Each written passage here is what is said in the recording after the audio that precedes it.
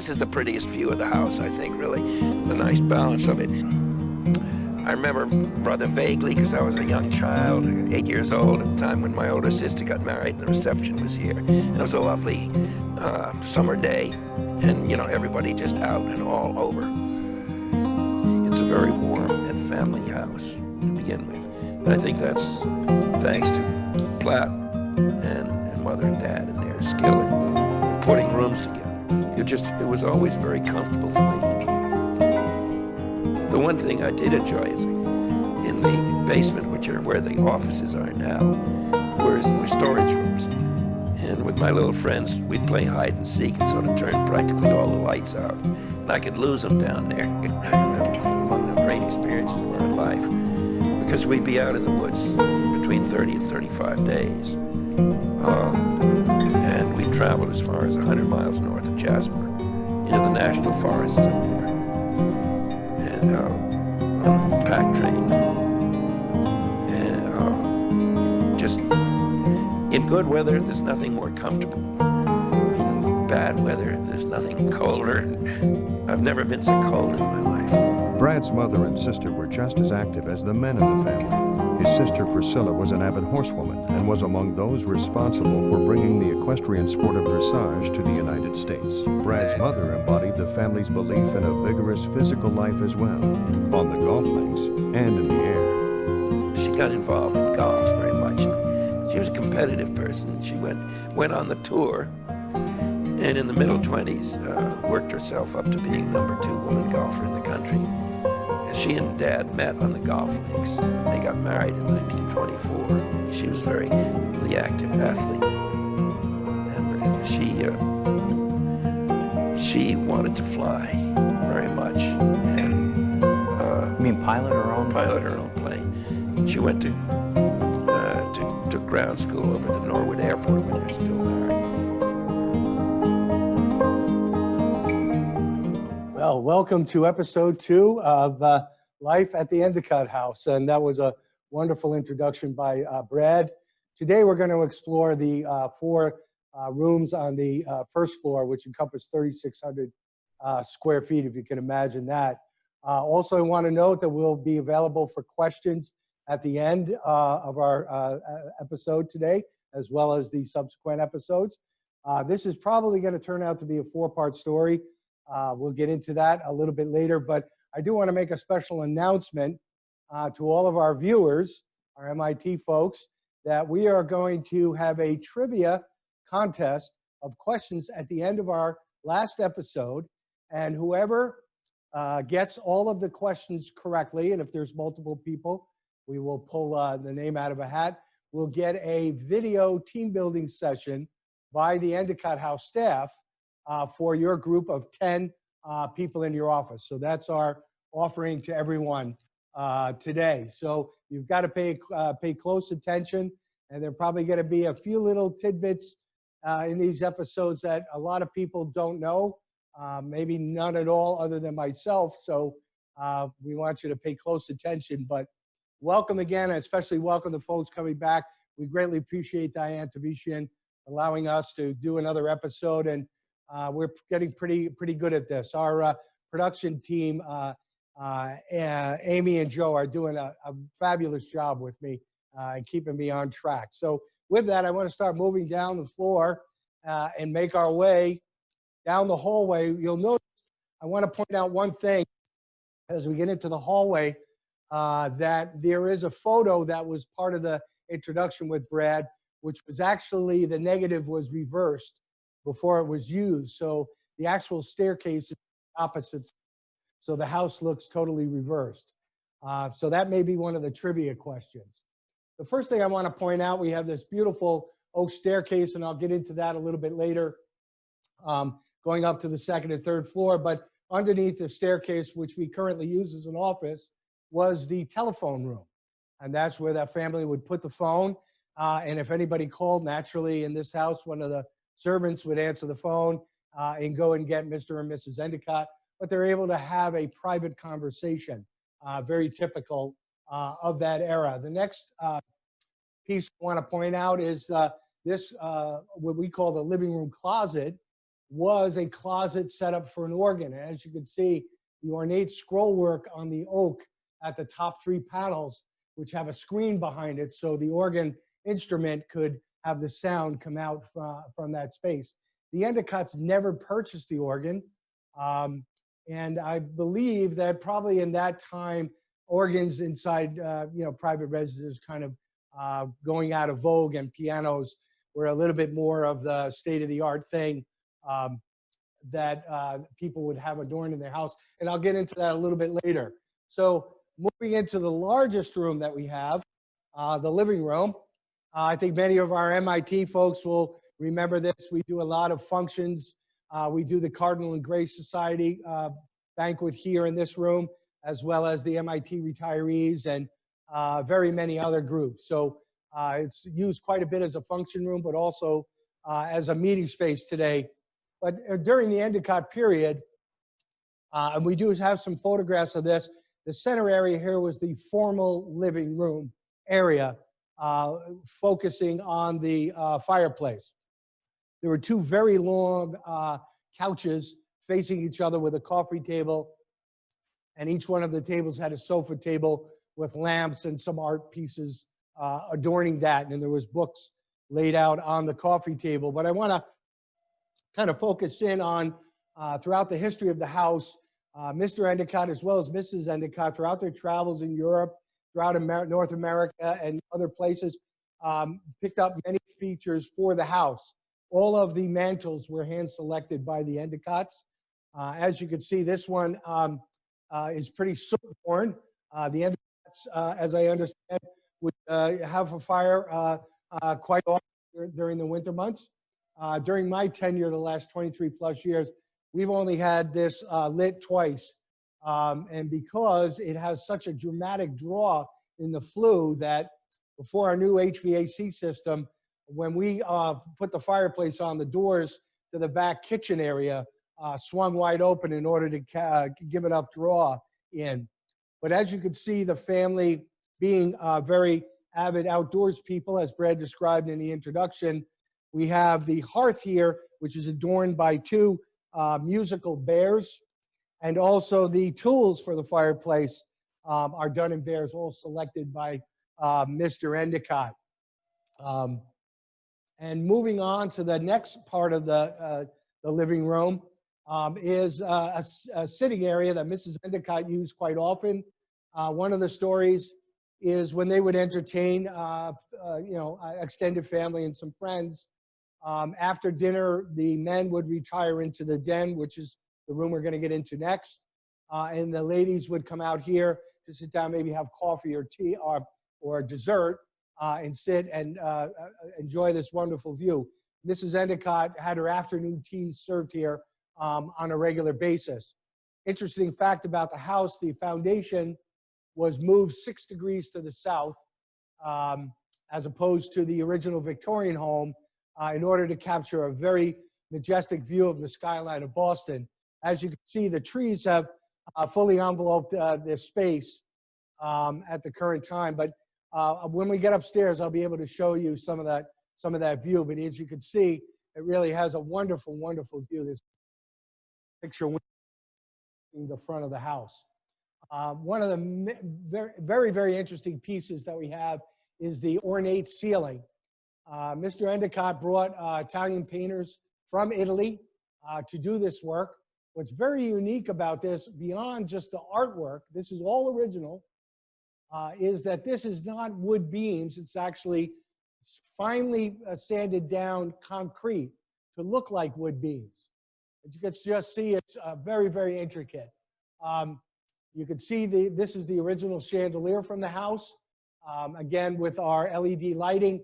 And you'll see that we, MIT, when I use the word we, had retrofitted some lighting because we use this quite often as a meeting space. And in meetings, you need a lot more light than in a dining function. Again, all retrofit with LED bulbs. We're very, very big on sustainability and our management of utility use. This area here had a baby grand piano, as well as a number of other sitting areas. And again, this would be kind of a space for the family. to kind of gather maybe in the afternoon or in the morning after breakfast and have a conversation. After dinners, I've been told that do piano recitals and things like that in entertaining their guests.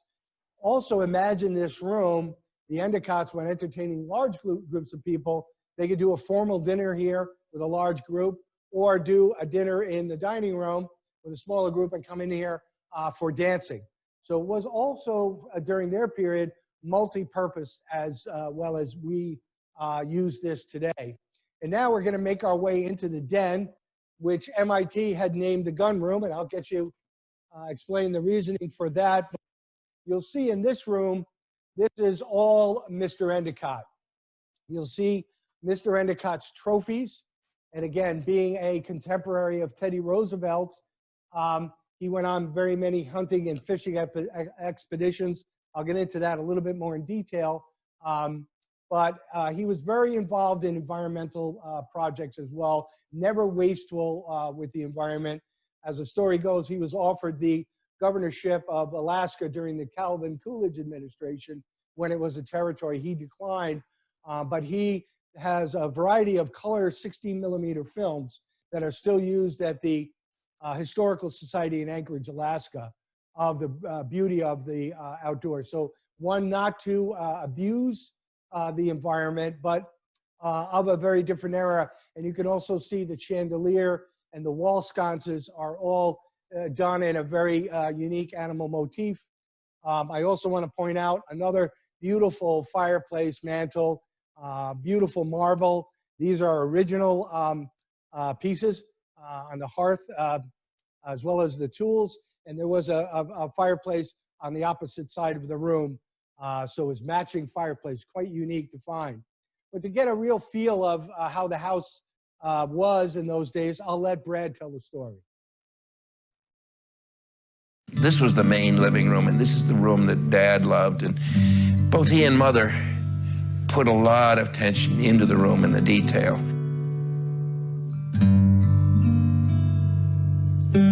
Every night it was cool, there was a fireplace. We'd sit here and have our cocktails before dinner and coffee afterwards, listen to the radio and other.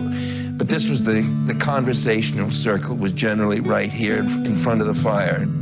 The center of family life in the house was the den, which was and remains decorated with mementos and trophies from Wendell Endicott's many hunting, fishing, and exploratory treks. From these adventures, Wendell drew information and inspiration for several books on the rigorous outdoor life. He wrote 2 books, one hunting in Alaska and the other one along the Florida Keys. These treks that your father went on, these were major media events, I understand. Yes, Alaska had not opened up for tourists at all. So he was fairly early in the game. And he took an interest in Alaska. As I'm told, I think it was Coolidge offered him the job of governor of Alaska, which he turned down because he had small children. Did you travel with him on these hunting excursions? He took me on two hunting trips in 1946 and 48, up into north of Jasper Park. And I went hunting, and I got a sheep and a moose and a caribou and so forth. Among the great experiences of my life, because we'd be out in the woods between 30 and 35 days. And we traveled as far as 100 miles north of Jasper, the national forests up there, and on pack train. And in good weather, there's nothing more comfortable. In bad weather, there's nothing colder. And I've never been so cold in my life. Okay, well, it couldn't be said any better than by Brad, but as you can see, this is a very, very intimate space for the nuclear family, the 5 family members of the Endicotts. And I'll share a couple of other stories with members of the family in the room, but you can see it was a very, very special place to Brad. But talking about the books and Wendell writing books, this is adorned with a number of bookshelves throughout. And in that period and earlier, families would sign up with various publishers and get collections of books. So we have, as an example here, the Harvard Classics is a collection. There's a number of others. I do want to point out one very interesting collection is the writings of Mark Twain. And that book, we have the original book, the first volume, was gifted to one of the members of the Barron family. And there is a letter from Samuel Clemens in there, actually written as Mark Twain. But there's also an autograph in the book of both Mark Twain and his real name, Samuel Clemens. So it's quite valuable. And I always tell everyone, when you come in here, you're not going to find it because we have it in a secure location. Excuse me. But the next thing I want to point out is these three portraits are of the Northwest. And those were commissioned by Mr. Endicott by a painter called Rengres. And he had those done for the house. And again, it goes back to Brad's story of a lot of attention to detail. But one of the very interesting stories is the bear portrait, which used to hang above the fireplace on the mantle. And when Mr. Endicott had the portrait hung, he looked to his left and saw a bear, his trophy, and said, "This will not do," because the painting had a bear with two cubs behind her. And said, "Everyone will think I killed their mother." And so he had the artist brought out here, and he touched up the painting to eliminate the two cubs. An interesting sidebar is that reduced the value of the painting by 50%. These are replicas given to us by the family. The family had sold those off about maybe 5-7 years ago. And the total collection, the actual auctioneer was a friend of mine, if you can imagine, very interestingly. And he went out west to do the auction, sold for over $700,000. So the next thing I want to point out, back to when Brad talked about a 30-day hunting expedition, these are Mr. Endicott's guns in a secured cabinet. Recently, after Brad's passing, his family in Florida sent us a box of all kinds of family memorabilia, and in that was the 3 books on his hunting trips, one in the Rocky Mountains, actually 2 in the Canadian and Rocky Mountains, and one here is primarily Wyoming in October of 1928. So we've added those to the collection here. Next, moving across, is the fly and reel collection of Mr. Endicott's. Many of these flies cannot be replicated anymore. They're of extinct birds, so it's quite a unique collection. And actually, this collection is worth more than the gun collection. And if you can imagine, the gun collection is worth over $250,000 at this point. I may not should have said that. But another very interesting thing is Mary Von Schoppe, our lead housekeeper and also meeting planner, was given the task by me. A project they wanted to do for a number of years was cleaning this out. It had almost about a quarter of an inch of dust inside there. I don't believe it was cleaned in probably 30 or 40 years. And so Mary and I worked together. We took photographs, very intricate. Mary, we got the cabinets open, and she worked very meticulously, and it took her over 3 days of work in order to get that done. A lot of attention to detail. One of the things we're very proud of, and Mary did a wonderful job. Another feature of the house that I want to talk a little bit about, Priscilla, the youngest child. And again, I'm going to use words that were given to me by Brad and Priscilla through my relationship with them. She said she was very much a tomboy and quite a little bit of a bad child. She would get in various mischief, was a word that she used. And often she said that I would be sent to my room for doing something naughty, and I would not have supper or dessert. And she had a great relationship with the cook. And with that, there was a chair that Priscilla told me here, a nice rocking, soft chair that her father would have her sit on her lap, on his lap, and read a book to her. And this is of the family collection. It's actually children's stories. It was handed down to Priscilla. She shared it with me from her sister, Martha. So another very interesting piece of the collection. I'll get into and the next story, how I found this book upstairs. But as the story goes with the cook, she'd be sent up into a room, and after everybody went to bed for the evening, the cook would sneak food out, primarily cookies. She said she always used to get a lot of chocolate chip cookies, hide them underneath the chair, and Priscilla would sneak down and get her nourishment. She always thought that was so clever of her to outfox her parents. So very, very fun little story. And she was quite proud of her accomplishment. And I'll talk a little bit more later about Priscilla. I want to go out to the terrace and talk about what we have here today. And as you can see, we just completed last year a renovation. We now have 20 square feet of space on the terrace and a beautiful, three-season awning structure with full siding, heating and cooling, and a terracotta, which really blends very well into the house. I do want to mention one thing about it in working through this, and I'll get into a little bit more of the details.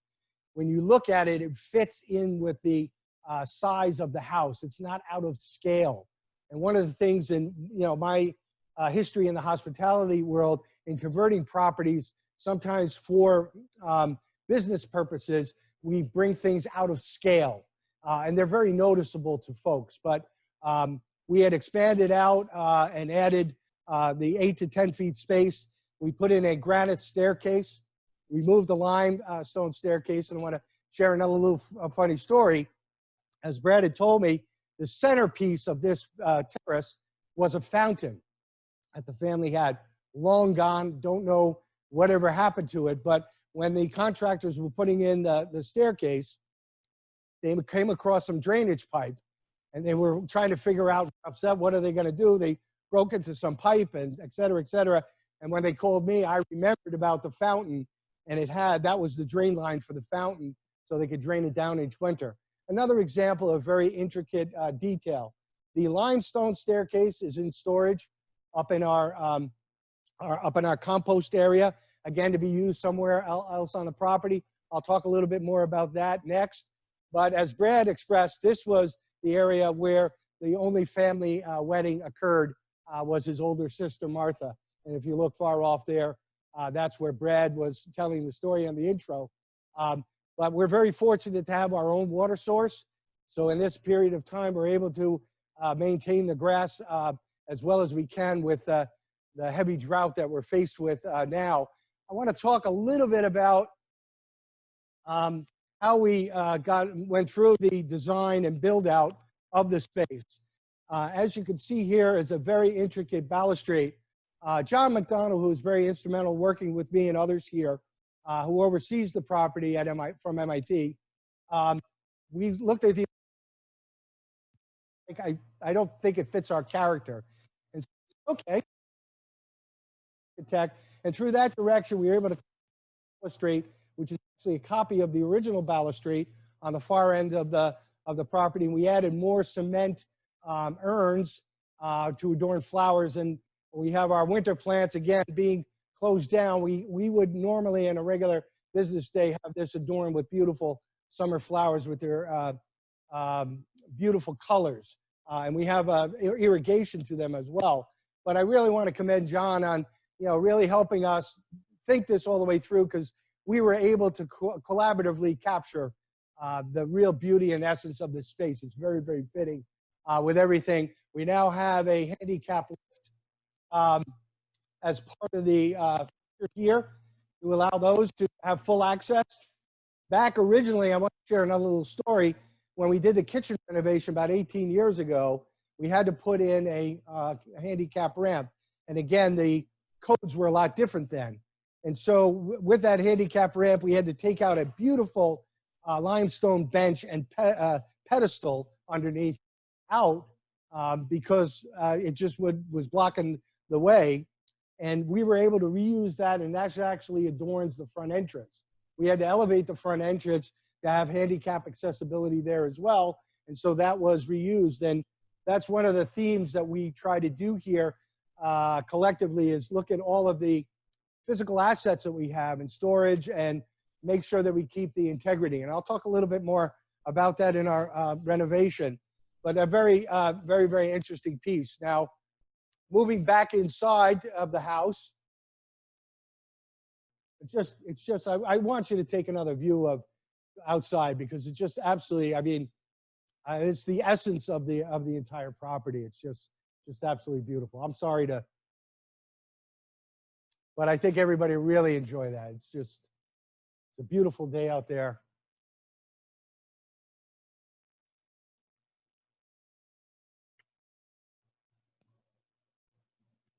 All right, now moving back inside. We've shown you about, well, half of the rooms and then the terrace.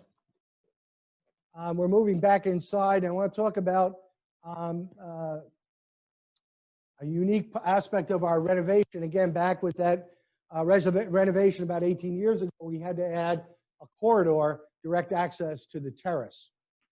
You can imagine this space did not exist.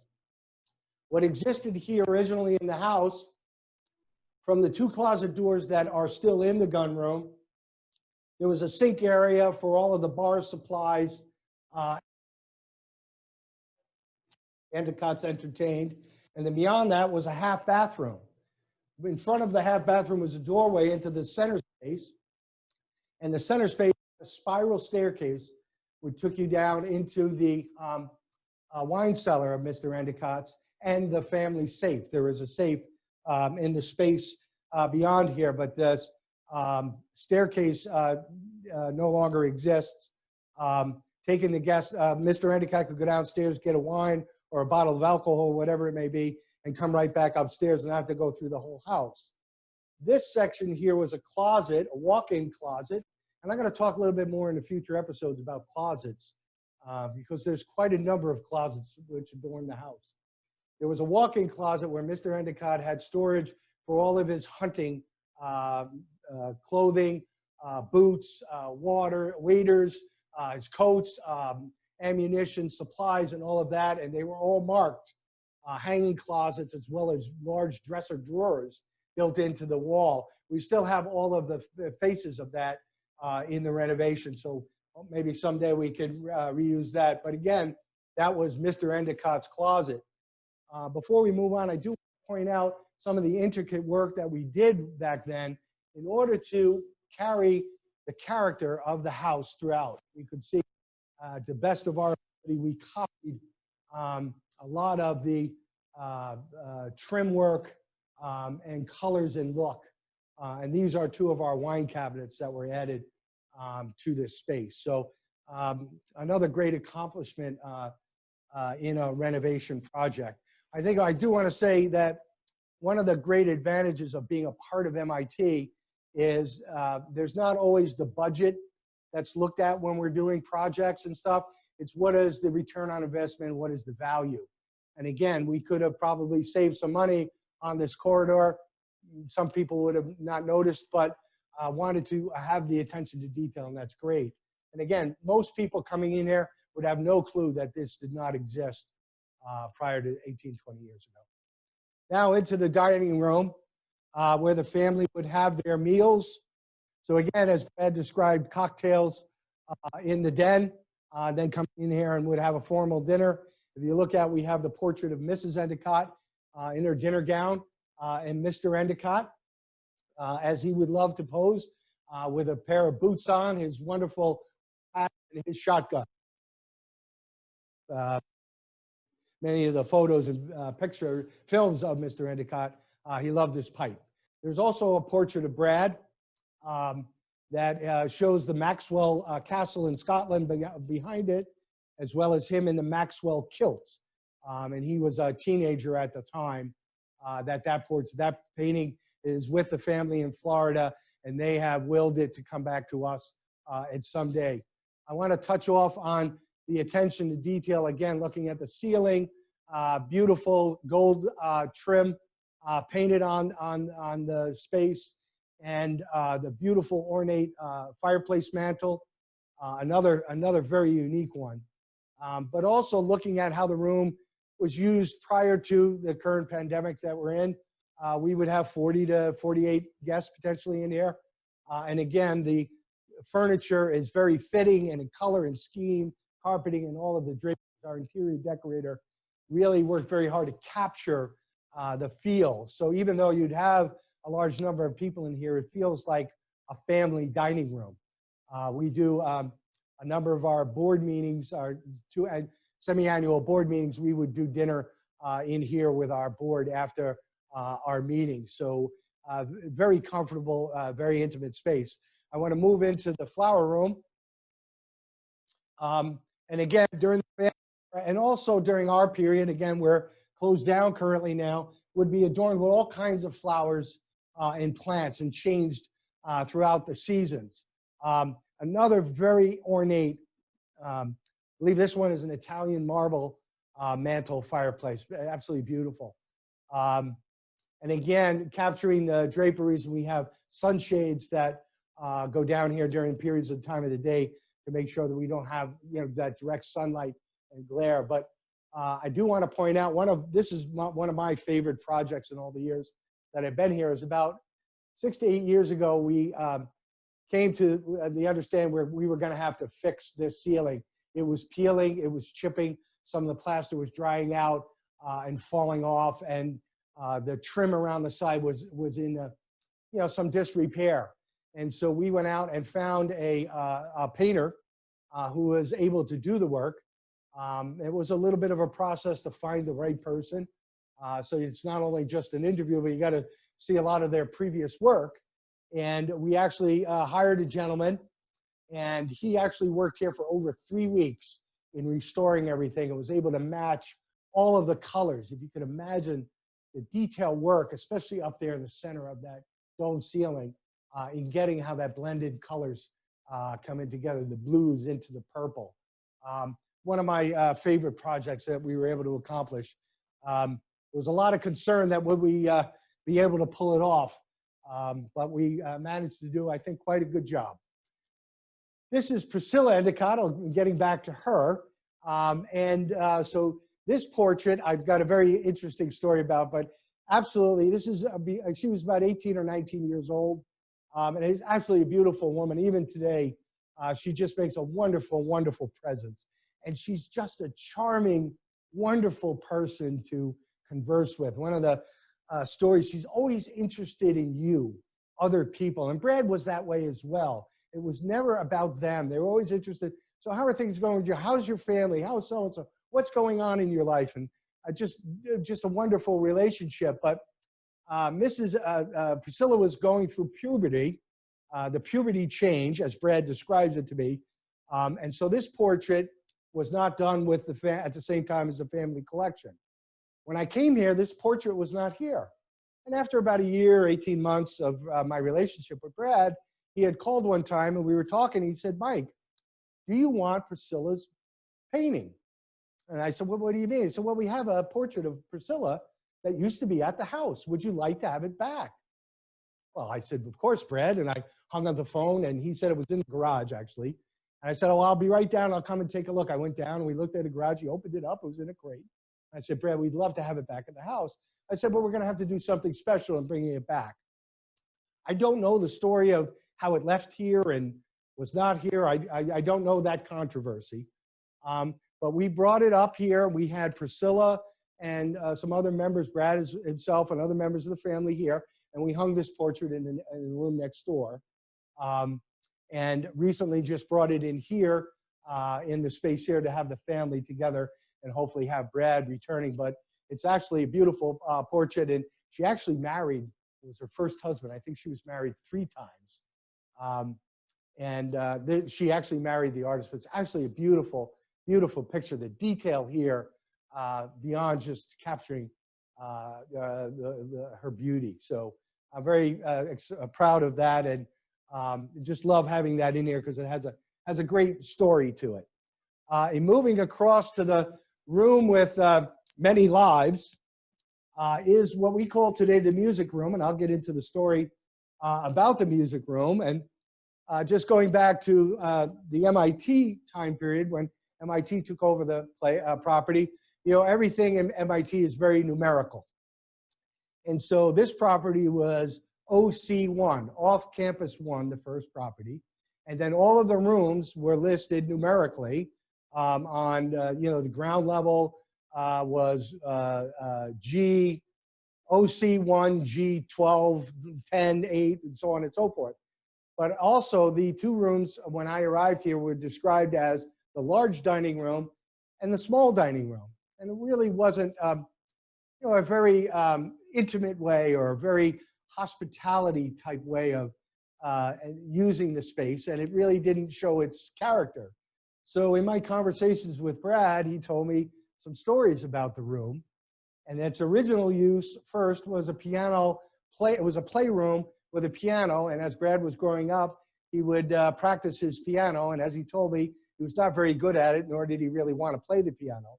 But on the days he was to get his lesson, he would sit by the piano in the corner, look out the window down the driveway, and when he saw the piano teacher in sight, he would start to practice the piano. And he was always very happy about how he was very shrewd about that. Again, another story about Brad and Priscilla and their little mischievousness. But then after that, Mrs. Endicott, the kids had grown up, children had grown up a bit, converted this into an art room, and she did a lot of sculpture work. And she actually had a kiln put in the closet here. And if you look at this beautiful doorway and closet, you wouldn't even know it's a closet. And she did a lot of that work, her work there for a number of years. A number of years later, Mr. and Mrs. Endicott had divorced. And Brad was coming back from working with Sears Roebuck in South America. And in the early 1950s, he bought his father a Sears Roebuck console television and had a wonderful antenna put on top of the roof. And I'm sure that antenna did very well because it's the highest point in Dedham. And him and his father would sit here and watch the McCarthy hearings. And as Brad described the story, it was very interesting to get his dad's perspective. Again, being a contemporary of Teddy Roosevelt, being friends with Calvin Coolidge, being friends with Dwight Eisenhower, being in the military, serving in World War I, and also in World War II, he knew a lot of these people very intimately and had a lot of very insights. And that was a period in Brad's life that really stayed with him. And he was very willing to share that the close bond between him and his father. And on our most recent renovation, when we did this room as well, we wanted to try to capture the character. And bluebirds was a very important theme in the Endicott life and some of the research that we did, and they loved blue. And so our interior decorator found this wonderful fabric that adorns the valance with wonderful drapes here. Again, our sunscreens and beautiful view out front of the house. And so in honor of Brad, I decided to name it the music room because when people ask, we always have a fun story to tell. Back to the picture in the introduction that was reversed. Again, this was a glass mirrored wall. On the other side of that wall was a walk-in safe that you entered through the corridor entry. Service entry was back there, and they had a beautiful pewter sink, which we still have in storage down in our barn, and had two dumbwaiters coming up from the kitchen to here. And I'll show you in the future episode that one of the dumbwaiters went up to the third floor landing. And so there was also a laundry chute that went down into what we use as a laundry room now, which was the laundry room then. And so now this is more of a back of the house space that we have converted into in our kitchen renovation to be more functional. But again, if you imagine a walk-in safe to keep all of their silverware.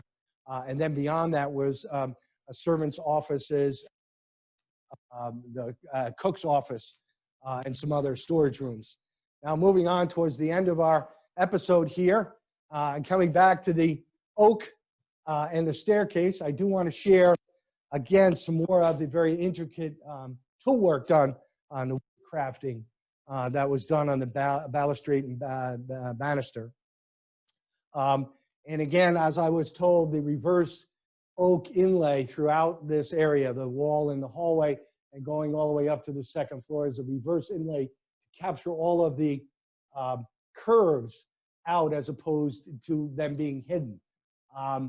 Quite a detailed work, and we linseed oil these walls at least once a year. This year, with being closed down and having our HVAC system down as much as possible, not having anyone here, we're probably going to have to linseed oil two times. So we'll probably do it just after Labor Day when it cools down a little bit. But our next episode, we're going to take you up the stairs and show you the second and third floor, where I'll give you a little treat. Five family members, and I believe it's a total of 7 servants had quarters throughout the upstairs, and we'll get into that. So I'm looking very much forward to the next episode, but I will open it up for some questions now. One question was the buttons right at the bottom of the staircase. The buttons. Everybody likes to talk about the buttons. Okay, so it was we did go quite a bit of questions, and there's one button. There's a B and an M. B standing for butler and M standing for maid. And it was an electric system that was set up that down in the servants' lunchroom or sitting room, there was a box, and I think we saw that in the episode with Sean Hubbard did on Cocktails with the Endicotts, and we'll show it to you again. It's back up in the attic. Was a control system that had a bell and buzzard system and like a clock pointer that would point to Brad's room, Priscilla's room, Martha's room, or Mr. Endicott, Mrs. Endicott.